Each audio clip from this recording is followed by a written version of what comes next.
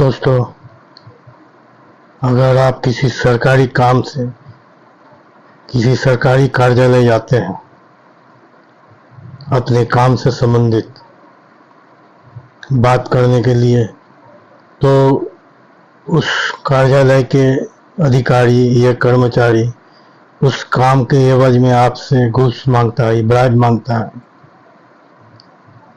तो आप उस जगह पे उनसे बहस मत कीजिए। अगर आपको समझ में आता कि बिना घूस के, बिना ब्राइब को आपको यह काम करने वाला नहीं है, तो आप शांत रहिए। आप उस कार्यालय से निकल जाइए। निकलने के बाद आप चुप मत बैठिए। आप संबंधित एजेंसी सीबीआई या विजिलेंस को उस कार्यालय के अधिकारी के बारे में कंप्लेन कीजिए और आप किस काम के लिए गए थे उस भी बताइए। सीबीआई या विजिलेंस आपको सहयोग करने के लिए हमेशा तत्पर है। वो आपसे पूरा जानकारी लेंगे। जानकारी लेने के बाद आपको जिस तरह से डायरेक्शन देंगे उसी तरह से आपको काम करना है।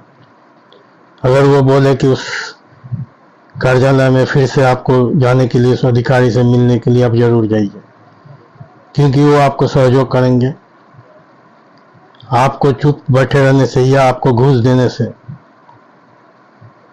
देश से भ्रष्टाचार नहीं मिटेगा। देश से भ्रष्टाचार मिटाने के लिए आपको सहयोग बहुत ही जरूरी है। यह सरकारी एजेंसी विजिलेंस, सीबीआई जो संबंधित और एजेंसी है, ये आपको सहयोग करने के लिए तत्पर है। आप उनके कंप्लेन करने के बाद उस डिपार्टमेंट से उसे जो करना है वो करेंगे, क्योंकि देश से भ्रष्टाचार मिटाने के लिए आपको सहयोग भी उतना ही जरूरी है जितना कि देश के प्रधानमंत्री श्री नरेंद्र मोदी जी चाहते हैं कि देश से भ्रष्टाचार मिट जाए। ये भ्रष्टाचार मिटाने के लिए हर प्रयास किया जा रहा है। श्री नरेंद्र मोदी के एक ही नारा है, न खाऊंगा न खाने दूंगा।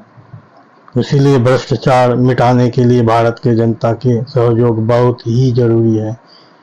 देश से अगर भ्रष्टाचार मिट जाएगा तो देश के काफी विकास होगा। तो आप चुप मत बैठिए, प्रधानमंत्री के साथ आप सहयोग कीजिए और देश से भ्रष्टाचार मिटाइए। सीबीआई और इस तरह की एजेंसी आपको सहयोग के लिए तत्पर है।